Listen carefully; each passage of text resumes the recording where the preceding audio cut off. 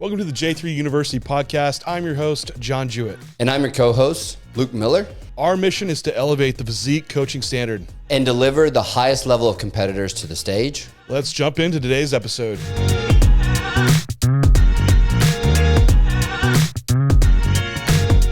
Solving stubborn fat loss. Many of us have faced this problem in contest prep or just a fat loss phase in general, where things start slowing down or stopping at all, or hell, you start even gaining weight and you're like, what in the world's going on? And are you really hitting a fat loss stall?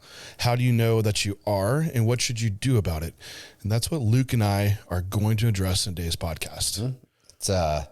It can be one of the most mind-boggling things when a prep is like stalling and you're like trying to figure out why, and everything on paper looks like it's supposed to be moving the client in the right direction. And then, you have to translate the paper to the actions. And I think that's kind of some of what we're going to touch on today, because there can be quite an emotional attachment to kind of the rate of loss on the client side, wouldn't you say? Yeah, definitely. If you get a little scale focused and rightfully so, like for the most part, the scale is going to need to go down for almost everyone in prep. Right. I mean, I know using PEDs could maybe create some like recomping happen, but these are relatively rare situations. And maybe that's more on the front part of our prep, but at some point it usually translates to scale weight going down. The PED piece is probably the hardest part of coaching to see if you really are stalling or just, mutating. But within the context for everyone else that is not in that situation, yeah, you do need to have like kind of this rate of loss. And for the most part, it should be on par with a good estimation of what a stage weight might be. And I think just starting to map that out for someone could be a good start point of where you should be tracking along to make sure you are on track. But, definitely if you're not seeing progress, the emotional side can get weighed in pretty heavy. It could cause you to make some rash decisions, right? And not only the rash decisions, but on the emotional side of the equation, like it can lead to stress and anxiety buildup, which if you combine that with any life variables that are potentially contributing to that as well, like extremely busy work schedule, or you're working with someone who's like a night shift worker, or even like relationship-based issues, you can see all of this start to compound and create issues within the contest prep. And it's pretty important to understand, because there is certainly a human element to prepping people. It's kind of a big place of where the art of coaching takes place, because we have like all the education and the textbook stuff that is physiological based that we have to understand, but psychology can trump physiology in some cases. And so it makes the dynamic of like figuring out weight loss stalls sometimes pretty tough. Yeah. And even then, like the emotional state plays into the physiological state. Like they are 100% tied. Like you could create an emotional state that absolutely does create a physiological response, right, and cause you to stall out because of that. So all of those aspects really need to be managed. And I think the first thing to look at here is the basic of, are you truly stalled? And you have to define like what really is a stall out. And in a contest prep, we have a finite timeline that we're working within. And usually this is going to be when you're starting to see like that 10 to 14 day mark of just a body weight, just maintaining, and the visuals also maintaining. And that there's a difference there between like stall and just slow fat loss, because someone might still be moving along. It's just slower because of maybe several reasons that we could go into. But when someone's just not moving at all, and you even and if you're a coach out there, you probably have lowered someone's food or raised up their cardio, and just nothing still happens, and they still don't move. And you're like, well, that mathematically doesn't make sense, right? So the first step in this is trying to confirm the deficit. So make sure just errors aren't happening within all your variables that you have set for someone. Yeah, and you'll see this happen a lot with like, especially the calories just sneaking into the diet. So there's a bunch of different ways this can happen, but big ones that you'll see would be like excessive sauce use. You'll even see people starting to do this with like trying to feel full. So they'll start adding things that, one, jack their sodium up pretty quick, but two, also potentially bring in some untracked caloric intake. You'll see the veggie intake go up. You'll see like all these additional things being added to the meals. And it's pretty easy to add up, over time. You start doing this across the board with multiple things. This could be drink flavorings. This could be gums, like excessive chewing gum, things along those lines. It really can start to add up in a bunch of different places, because it's super easy for someone who, especially the people who are in their earlier years of prepping, to start to introduce these things. And it can be pretty, I have a funny story that I have to share. Neto had a client, and I'll leave their name out of it, but you can't believe it's not butter spray. They were opening the "if you can't believe it's not butter" spray and pouring it on their meals because it says 0 calories on the back of the bottle. Yeah. Oh, that poor person. And then when you do have that like teaching moment, you're like, oh, it's such a letdown, I know, right? it is. But I think that's an important point, is just to take an inventory of all the nutritional inputs. Yep. So everything that goes in your mouth, if you can track it, then you should be. Now this is in the situation of a prep, right? When we are trying to get to these, lower ends of body fat, for like a lifestyle client, there could be some error there, and maybe that is enough to get them to their goal. But when you're really having to get and address these issues where someone's stalling, you really have to take a pretty hard inventory. So I would recommend like tracking all your food with Chronometer.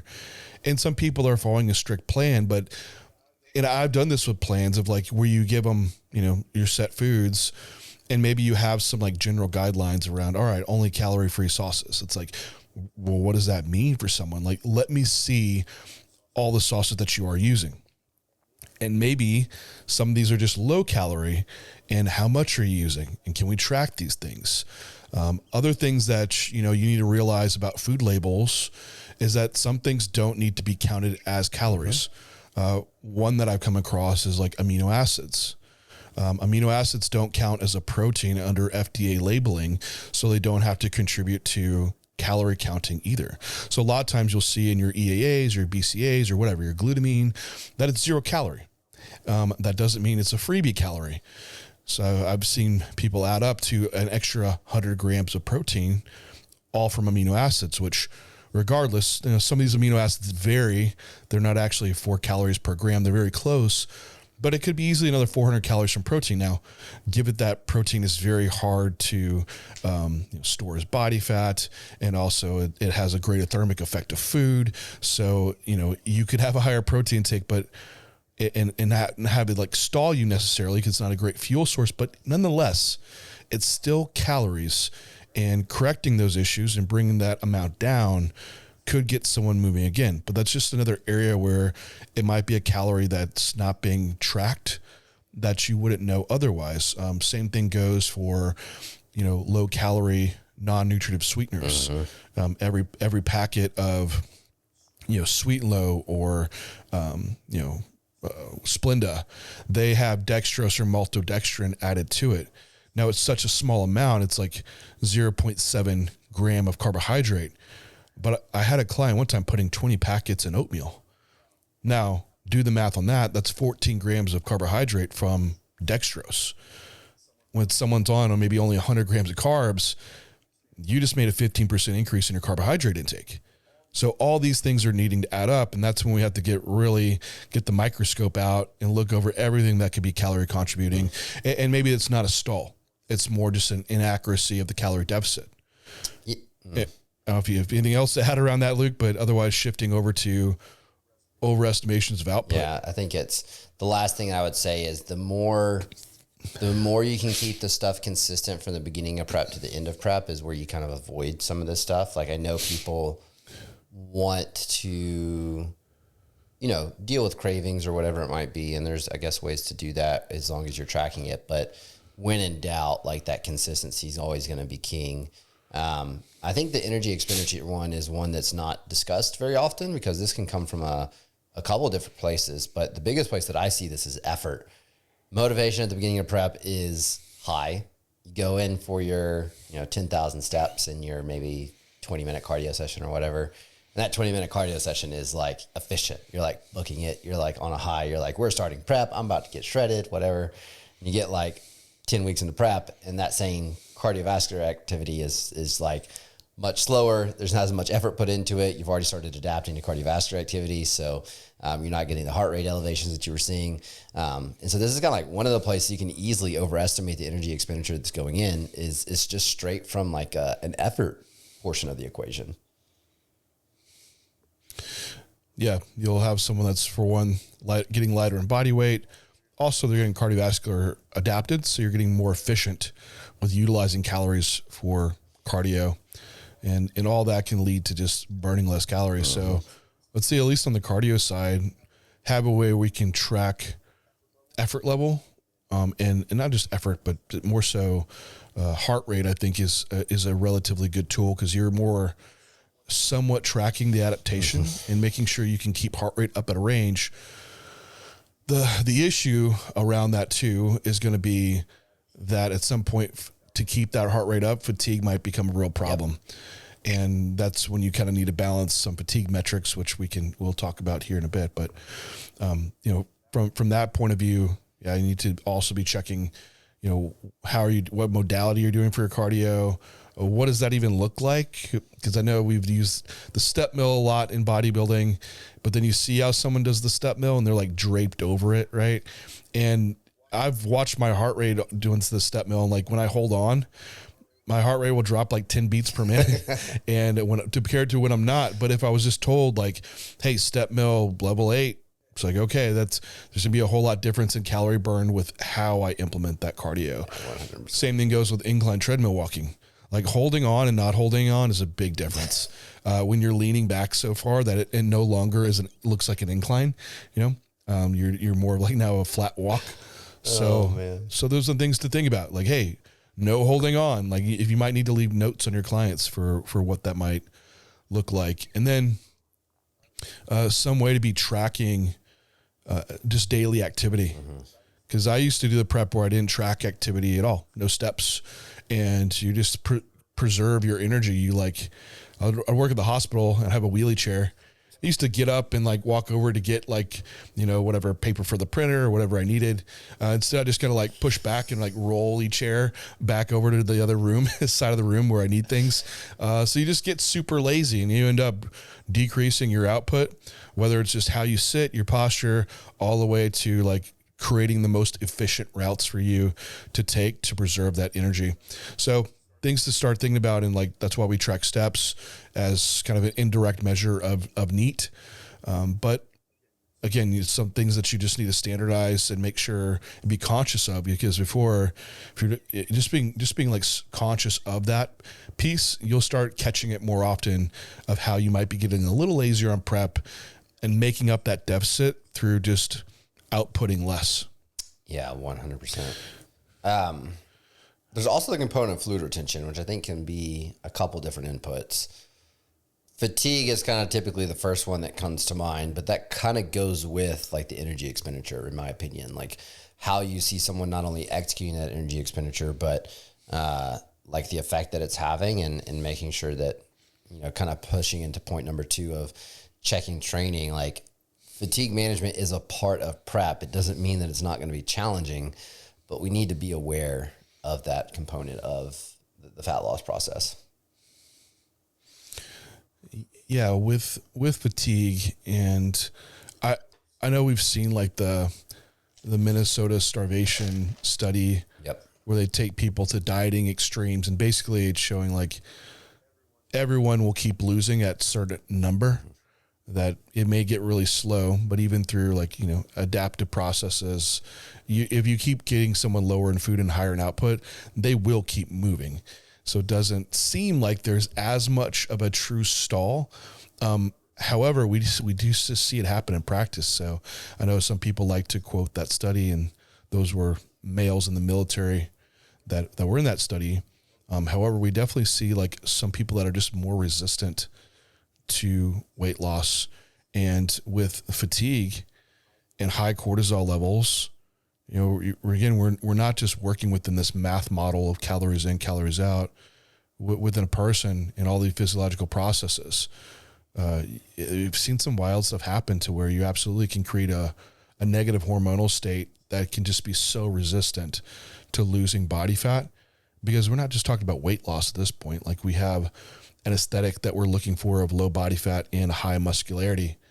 So if this hormonal state through dieting extremes is swaying into the negative realm, it absolutely doesn't lend to our goal and could cause someone to have a true stall out. And it does happen. But one thing to definitely look over that I like to review when someone is stalling is that fatigue metric, and look into that one pretty hard, because a lot of times it's someone that likely has been getting pushed enough.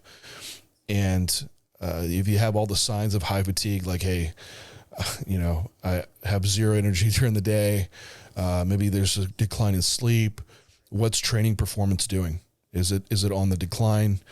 Yes. Okay. So fatigue could be a problem. What areas can we drop off fatigue? And which one area to look at is training. So I've seen programs that of insanity volume in contest prep with set extenders, short rest periods, almost creating like a cardio-metabolic type of workout out of their weight training. This goes for guys. I'm not just talking about females as well, but just volume levels that just extend way beyond what's needed, and is a very fatiguing way to create for your weight training. And then in turn, you're on a per set basis, your effort's just not there to create a good stimulus to retain tissue. And that just causes you to just turn into a smaller version of yourself. So maybe this even in the person that's like dropping some, but they're not getting hard and leaner. Mm-hmm. And that's usually a training effort piece or training effort plus too much volume. So those are things to address around the training side and kind of look through and sort like what exercises could be driving like excessive fatigue, where volume might be too high. Then also setting of like, hey, we want straight sets, we want adequate rest times, and then really trying to increase the quality of that volume and do less of it. Yeah, and I think it's just even to like a point of understanding it's okay to deload during a prep, and you should plan for that within mapping your timelines out. I did an education session with the coaches like a couple weeks ago, kind of showing what the stereotypical prep looks like and kind of where you see a lot of deloads fall. If it's like the ideal scenario of a client, kind of where you'll commonly see like volume drops where potentially a deload comes in, and building that into your timeline is huge because it allows you to hit the reset button a bit in case you don't get it exactly right as far as when to pull volume back and like keeping that recovery capacity kind of right at above where you're capable of recovering from. And it can really save contest preps if it's pulled at the right time. And so I think that's kind of the last piece that I would say with the training status is giving yourself time on the timeline side to have that deload at some point so that you don't get into the mistake of having to push so aggressively that you just accumulate fatigue more because you are behind. And I think it's so overlooked of like picking your timeline for prep plays a huge role into how well you manage the training side of keeping fat loss rolling. Thanks everyone for tuning in to today's podcast. Are you struggling to hit your peak on show day? Feeling lost in the off season? Upgrade your coaching game with J3U University. Our program covers everything from off season to contest prep to peak week, all based from real client results. Along with our comprehensive physique curriculum, you'll also get access to our 4 rooms with our J3U team to answer any questions you have and live Q&A sessions to further your coaching and athlete experience. We are the source of education for top IFBB pros and coaches. Join us to elevate the coaching standard at J3U University. Let's get back to today's podcast. Yeah, and with deloading, like the idea here is just take the shortest amount of time needed to get back into a productive fat loss and training state. So,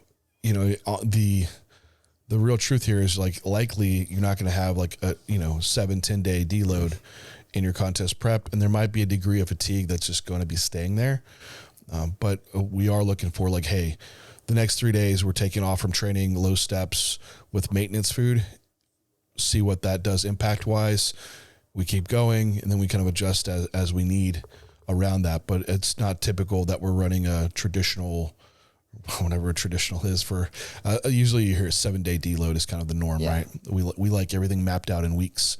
That's just not the case. A lot of times it can be just a couple days off from training and pushing, and that gets someone enough back on track and drops off fatigue. But the problem is when you get that person that's been going nonstop for weeks on end, it can take a while to really bring someone back and drop off enough fatigue that they are able to keep the dieting process going. And a lot of times that's the person that's they're way better for their second show, because usually they go into peak week, they drop off fatigue, they have some more food, and then finally towards like the next week, they're start moving again. And they're dieting on more food. You're like, what is this magic that's happening? And usually it was just such a fatigue drop that their output increases that much. And now that the deficit is far greater than when they even had lower food because of that increase in NEAT, increase in training output. So that might be the case for a lot of people that have been stringing together a lot of cumulative weeks of fatigue, that they need a really big, drop back to keep that moving. And one other thing to address here too, when you're getting into this, is the adaptive component for individuals.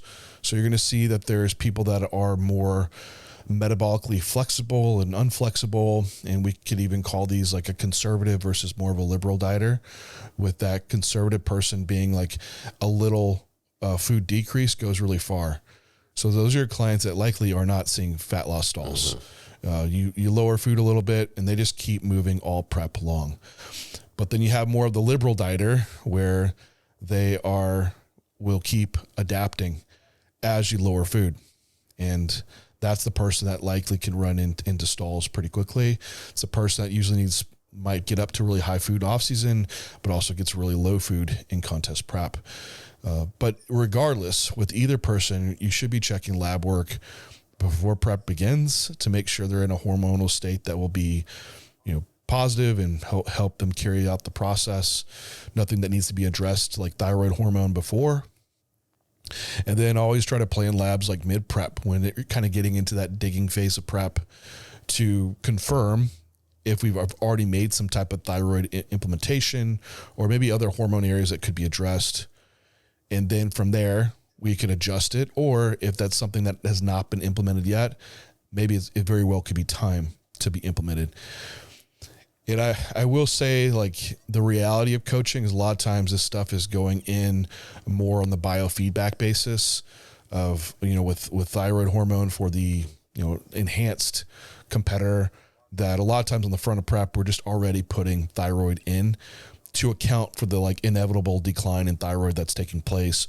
Then when you're really that mid prep lab pull, you can adjust dosaging from there versus, I think someone's stalling out, then you waste 2 weeks, then you pull labs, then it takes another week to get labs back.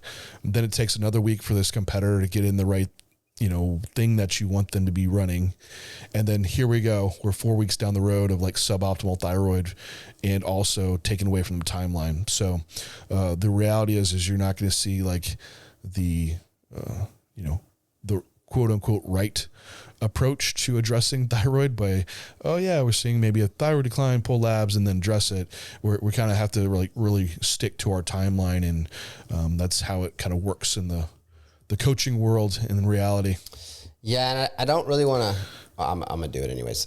Kind of skipping to like a later point that we were going to make is we don't want to use that, I'm just plugging this in kind of excuse so that I don't waste time into using PEDs as a crutch. Cause I do think that we do kind of potentially have some people that will use that as a lean-to to say, Cling goes in at this point in prep or T3 goes in at this point in prep without actually seeing the biofeedback there. And I think it's pretty important to understand when we talk about bringing the best physiques to stage that we're really in tune with the biofeedback for each athlete. Like I just had an athlete who won a classic physique in bodybuilding overall at a regional show in Canada, Alex, and he is I think it was like 7 or 8 weeks out from the pro qualifier that he was doing. And he was pretty much, he was like a pound away, maybe 2 pounds away from fully stage ready that we're planning for the pro qualifier with no T3 usage whatsoever. Just like the conservative type dieter where you make one change and he just keeps moving.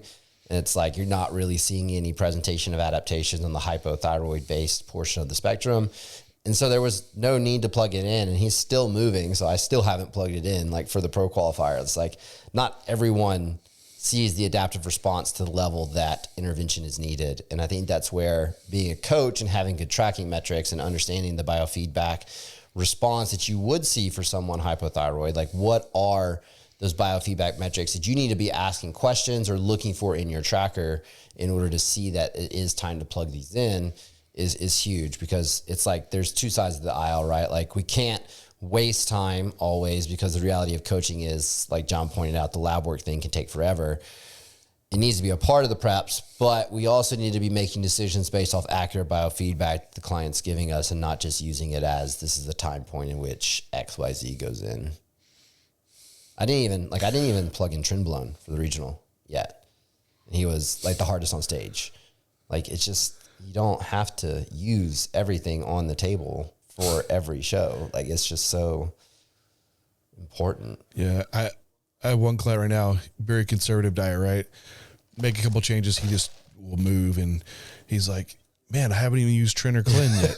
It's like, yeah, like honestly, we probably won't need to. Like, it's just, how your response is to fat loss, and importantly, managing all these things that we're talking about on the front end to where you try not to run into these problems, which for everyone, I'm going to just quickly kind of hit a few bullet point list items of where you can prevent yourself from shooting yourself in the foot on a planning perspective.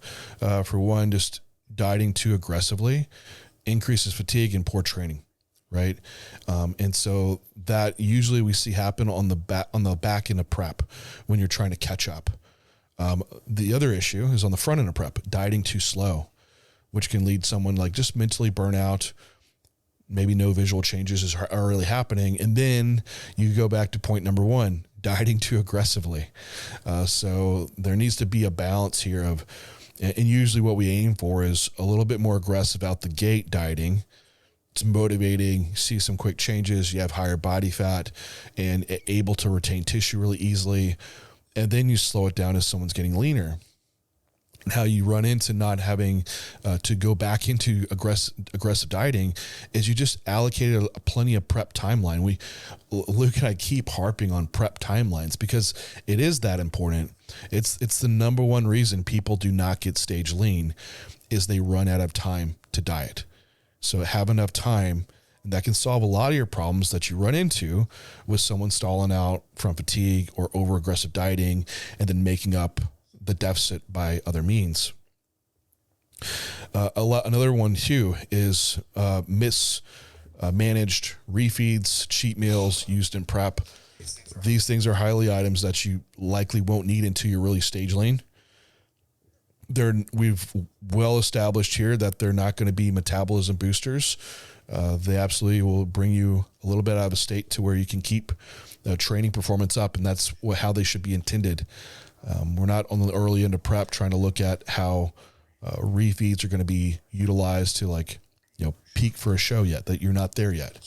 So you're better off on the front end of prep using more D-output days, lowering fatigue through less cardiovascular activity, or taking off from training versus having more food going in and then making up your deficit for the week, and in turn taking away weeks of dieting in your process. And then the other last point I want to give you too is not setting up your program to have like overly aggressive output structure, which this is the person just doing like hard style cardio and not tracking steps at all. So people doing it on the step mill, high level for long durations at a time, easily accumulate a ton of fatigue. And then that same person might not be moving for the rest of the day. So these are some few items I'm planning that can prevent a lot of the stall stuff from happening to begin with. But I'll throw this back to you, Luke, now of like, you have done all this, or maybe not. and you still have someone that's stalled out, we get to now like the what to do. What do you do once you are in that situation? We talked a lot about kind of why it happens, how to prevent yourself from getting there. But if you are there, what do we do at that point?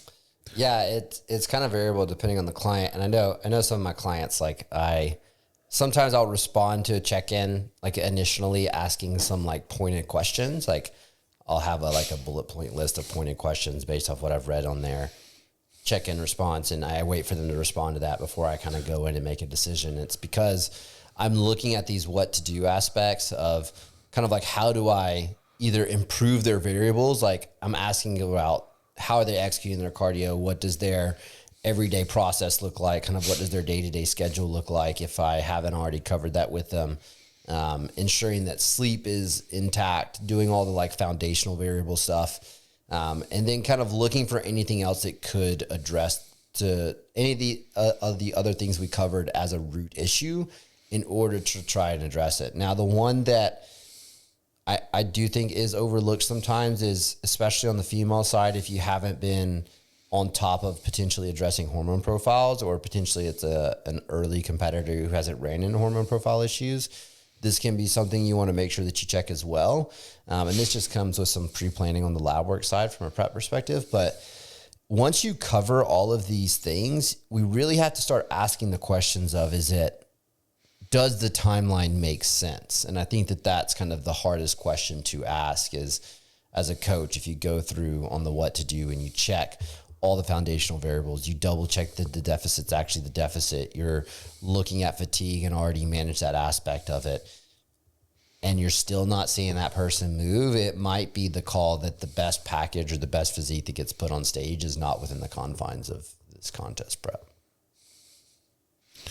Yeah, I've had some females where, gosh, we're moving like half a pound a week, if that. Some weeks not, and we still have weeks left of dieting, and you just see it, and like the math is like they're not going to get down to the estimated stage weight of what they need.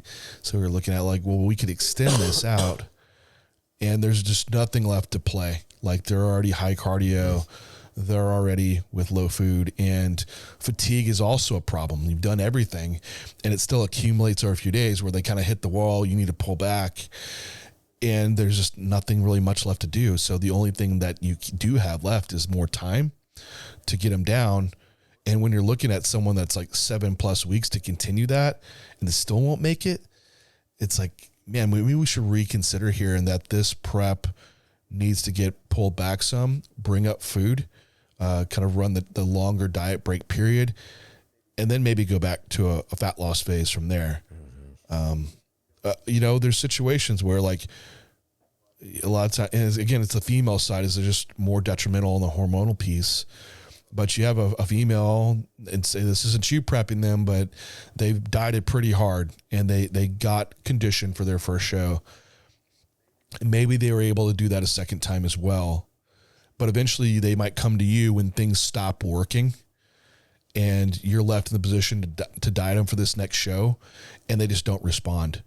And we see this, like when you keep dieting people really, really hard and not doing the off-season work that needs to happen to not just get them to a point of improvement for stage, but metabolically to a place to be able to repeat the diet process, that eventually they just will stop responding over time to prep. It's not the new coach that you worked with. It's just the accumulation over years of what you've been doing. And so that is time to like, hey, do you need to take a step back from prepping and actually have a duration sitting with the higher calorie surplus, probably a higher body fat level as well, before continuing this prep. And that's a lot of times we run into those type of clients that, they hoping to come to us with all the tricks to be able to utilize. And it's like, just everything's already been played. And it is time to like back off from competing for a bit to be able to repeat that again. So, and that goes into the thing about, addressing hormones, just like we talked about. Now there is the short term, as like I have some clients now that they are slow to drop body fat, and I had someone just recently look like it's a stall. They work hard during the week, but then they have the weekends off. So usually you might see you kind of weight climb during the week, then it drops off on the weekends. which that's kind of that client you see where like fatigue management is going to be a real challenge for them. And then when you do see them kind of stall out, you're left with some options here of like testing out, dropping output, maybe a little more food, see if that gives some moving. Then off that, okay, this is someone that's just having more of a fatigue masking the deficit. But then if that's not the case, so if I challenge them with that and nothing happens, I don't see them drop. It's like, all right, I'm dropping food pretty aggressively. And through that is usually when someone will keep moving, when they just need more deficit present. And that is that type of liberal dieter where you just get to keep pushing them. And there's going to be a point maybe where you'll run out of tools left to play. But that was kind of the first area that I look at when I do have some variables left to play. Like, let me create the deficit with the least fatiguing means possible. So for like the client that I have in mind, hunger is not a big issue. It's a busy individual, so doing extra activity is kind of a problem. So if you're not hungry, hey, let's lower the deficit and leverage that part of the diet. And usually that can keep someone moving. So I'm always looking at where can I create deficit with the least fatigue possible, as that type of dieter usually is going to be very problematic with fatigue. 100%. And I think that's kind of where the decision-making process can leave someone in a better spot at the end of prep too. Like, there are some of those preps with the liberal dieters that it just sucks. Like you cringe at some of the decisions you have to make to get them all the way there because of how quick they are to adapt to changes that you make. But those decisions 8 weeks, 10 weeks, 12 weeks out that kind of bias it towards the lifestyle that they have, or what can a lot of times get them over the finish line, in my opinion. Yeah, it's a lot of times it's what's needed, and you shouldn't see a program and criticize a coach of like, it seems like we're a little sensitive now to seeing someone like a female on 1,000 calories and 2 hours of cardio. Like, if this is the tail end of prep, that very well could be reasonable for certain people that have that genetic proclivity. Mm-hmm. But the problem is more so if they're like 20 weeks out and that's the start of their plan. So, always have context when you're looking at what someone's doing, but all that matters is what do you need to be doing? Because you're going to see people that are dieting on 4,000 calories and it's disgusting. Then other people that are extremely low, and is one doing a secret that you need to know about, and is another one doing something wrong that you definitely don't want to be doing. And that might not just be the case, just the genetic variance that we see within the process. So, again, compare to yourself and just to keep improving your own process. Be analytical, dive in through your variables and see where you can leverage and create more efficiency and make your dieting process run smoother. And that's what we're always aiming to do. And after years and years of doing this, still trying to find areas to improve. And that's part of the fun in bodybuilding. So hope you all enjoyed this one. Hope you don't run into a fat loss stall and you just keep getting shredded. Anyway, thank you everyone for tuning in, and we'll talk to you next time.